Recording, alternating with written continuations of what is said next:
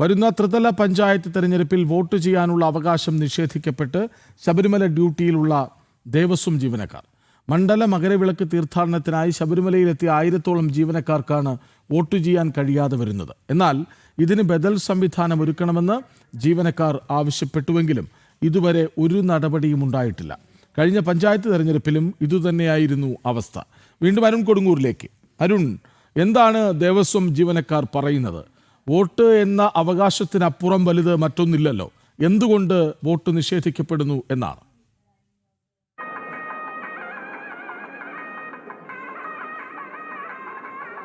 അതിലേറ്റവും പ്രധാനപ്പെട്ട ഒരു കാര്യം എന്ന് വെച്ചാൽ ഡിസംബർ മാസത്തിൽ തിരഞ്ഞെടുപ്പ് വരുമ്പോൾ, അതായത് ഈ ത്രിതല പഞ്ചായത്ത് തിരഞ്ഞെടുപ്പാണ് മിക്കവാറും ഈ ഡിസംബർ മാസത്തിൽ വരുന്നത്. പക്ഷേ ആ സമയത്ത് കൃത്യമായി തന്നെ വോട്ട് ചെയ്യാനുള്ള ഒരു സംവിധാനം ഒരുക്കണം എന്നുള്ളത് ദേവസ്വം ബോർഡ് ജീവനക്കാരുടെ കാലങ്ങളായുള്ള ആവശ്യമാണ്.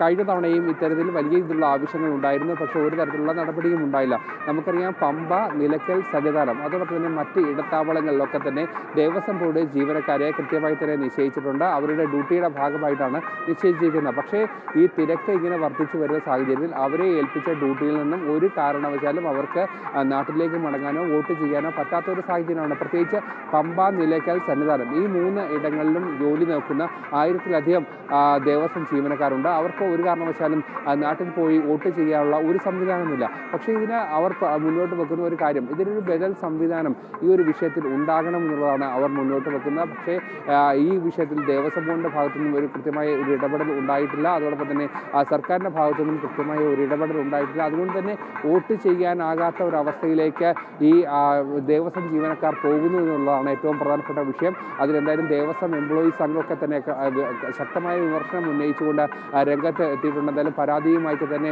മുന്നോട്ട് പോകാനുള്ള ഒരു സംവിധാനമാണ് നിലവിൽ അവർ എടുത്തിരിക്കുന്നത്. എന്തായാലും ഇത്തരത്തിലുള്ളൊരു നടപടി ഒരു കാരണവശാലും അംഗീകരിക്കാനാകില്ല.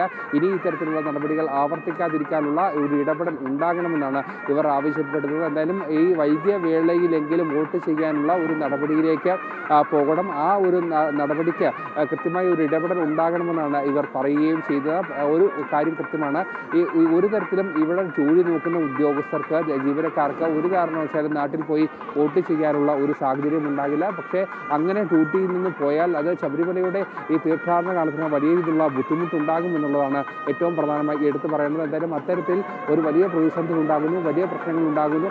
ആ ഒരു പ്രശ്നങ്ങൾ ഉണ്ടാകാതിരിക്കാൻ നിലവിൽ ഇവിടെ സന്നിധാനത്തെ ഡ്യൂട്ടി നോക്കി മാത്രമേ മുന്നോട്ട് പോകാൻ കഴിയൂ എന്നാണ് പറയുന്നത്. എന്തായാലും 1000-ലധികം ദേവസ്വം ജീവനക്കാരെ ബാധിക്കുന്ന ഒരു പ്രധാനപ്പെട്ട ഒരു പ്രശ്നമായി തന്നെ ഇത് മാറുകയാണ്. കൃഷ്ണരാജ, യെസ്, ഏതായാലും സന്നിധാനത്ത് മണ്ഡല മകരവിളക്ക് കാലത്ത് സേവനമനുഷ്ഠിക്കുന്ന ദേവസ്വം ജീവനക്കാർക്ക് വോട്ട് ചെയ്യാൻ മറ്റു മാർഗങ്ങളില്ല.